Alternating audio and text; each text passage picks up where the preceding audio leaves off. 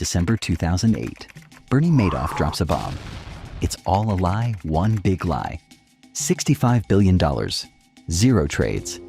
This is the story of history's greatest financial illusion and how it unraveled in a single sentence.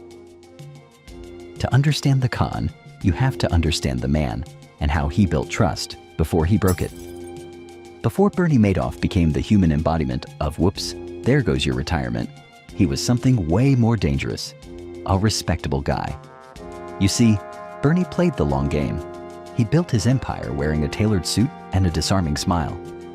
In the early 1960s, he launched Bernard L. Madoff Investment Securities, LLC, with a humble $5,000. Picture it, young Bernie, fresh-faced and ambitious, making cold calls and placing trades. But here's where it gets interesting. Madoff wasn't just pretending to be legit. He was legit. For decades, he ran a bona fide brokerage business that was widely respected. In fact, he was a pioneer in electronic trading and helped shape the very fabric of modern markets. He even served as the chairman of the NASDAQ stock exchange 3 freaking times. That's not a side gig you land if people think you're running a Ponzi scheme out of your mom's basement. While his criminal scheme simmered in the background, his legitimate trading business operated in parallel. Madoff split his operations into 2 floors. Upstairs, real trades, normal stuff, people doing finance. Downstairs, a vault of fake numbers, a room full of fiction. Think of it like a financial mullet. Business in the front, Ponzi in the back. And Madoff had charisma. Oh, did he have charisma? The kind of smooth, quiet confidence that makes you feel like you're being let in on a secret. He didn't sell his fund to people. He let them beg to be let in. Exclusivity was the scam's secret sauce. You don't find Madoff, insiders used to whisper. He finds you. It was Financial Fight Club. And rule number 1, don't ask questions. Rule number 2, seriously, don't. Because if you were lucky enough to get in, you just nodded, wrote the check, and bragged about it at your country club. His early investors thought he had some kind of Wall Street wizardry, a secret sauce that somehow generated steady, eerily consistent returns, no matter what the market was doing. Up years, down years, it didn't matter. Bernie always posted gains. While others rode the Wall Street roller coaster, Madoff's numbers looked like a straight escalator to wealth. Suspicious? Sure, but also tempting. Rich people ate it up. Hedge funds, banks, celebrities, your grandma, everyone wanted in. Being a Madoff's investor wasn't just smart, it was a flex. It said, I'm rich, I'm exclusive, and I don't ask too many questions. No robes, no secret handshakes, just a magic portfolio that never lost money. Totally normal, definitely not fraud. Don't look too closely. The strategy? Brilliant. The math? Nonsense. Now let's peek inside and see how the machinery worked.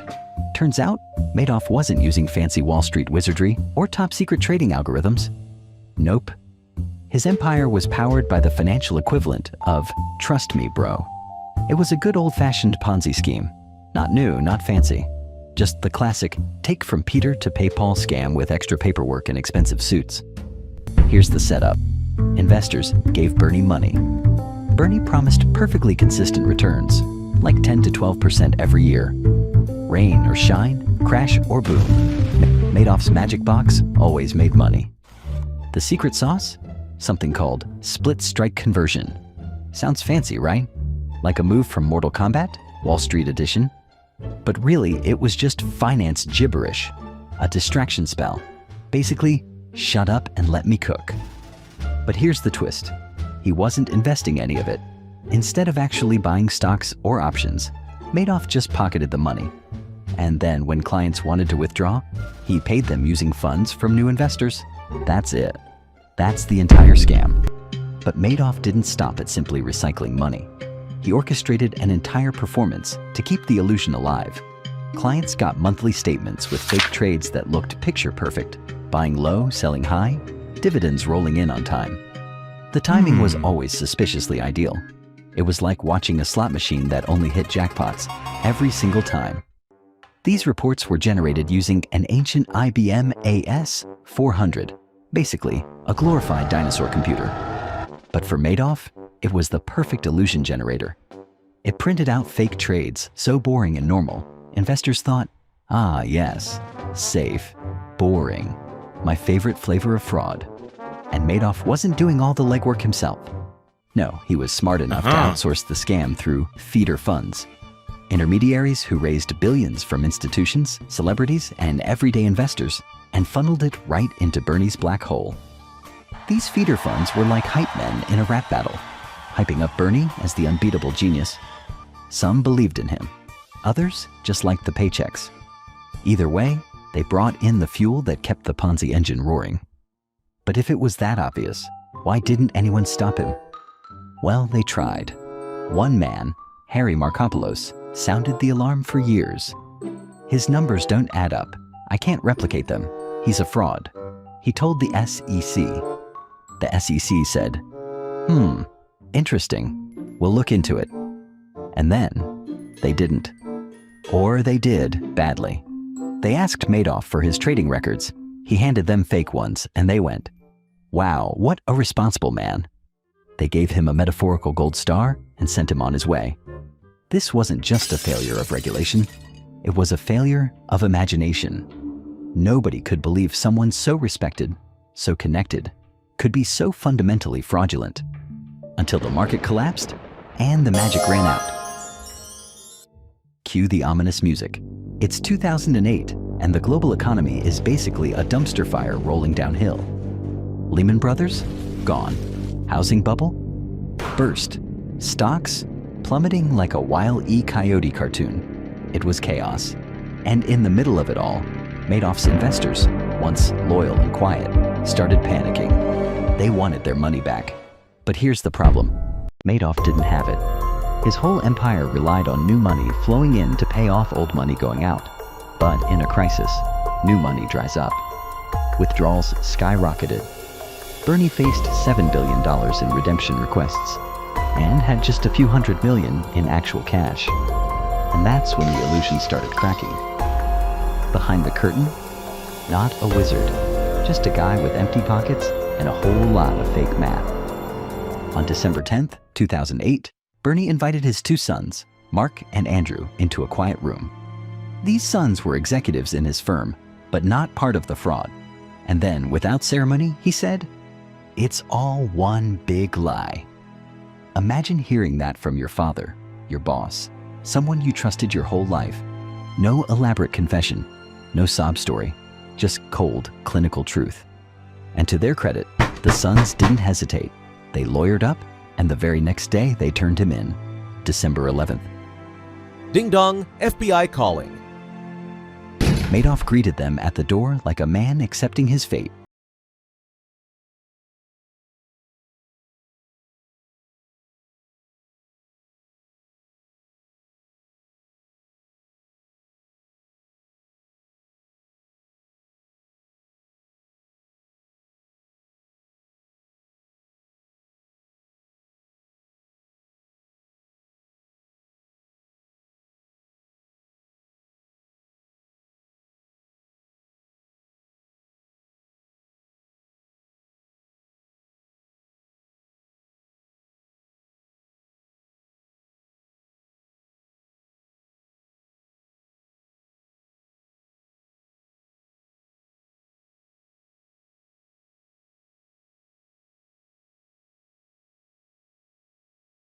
When the smoke cleared, Bernie Madoff wasn't just a disgraced financier. He was the face of a broken system. In June 2009, Madoff stood in court and pled guilty to 11 federal felonies. He didn't beg. He didn't deny. He took it all on the chin. The judge handed down a 150 years in prison, a sentence so long it basically said, "You broke capitalism. Please rot accordingly." Meanwhile, the SEC got torched. Congressional hearings tore into the agency's failures. The government launched reforms, more resources for oversight, stronger whistleblower protections, and a new skepticism toward any investment firm promising steady, too good to be true returns. And culturally, Madoff became a symbol, a boogeyman, the ultimate cautionary tale.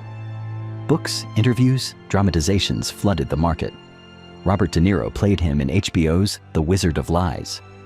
Netflix released Madoff, the monster of Wall Street. He was no longer a man. He was myth, media, and metaphor. Bernie Madoff died in federal prison in April 2021 at the age of 82, reportedly from kidney disease. It was quiet. No tributes, no mourning.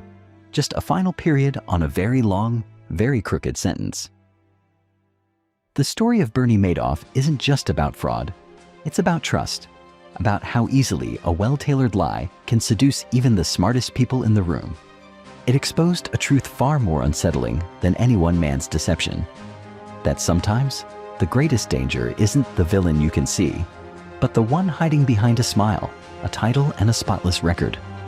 And maybe, just maybe, the next time someone promises you the world with no risk, you'll remember the man who already sold it, one lie at a time. If you found this story as wild, haunting, and fascinating as we did, don't forget to like, subscribe, and turn on notifications. Next time, we're diving into another con that makes Madoff look like an amateur. And hey, share this video with a friend? Just maybe, you'll save them from the next too good to be true promise.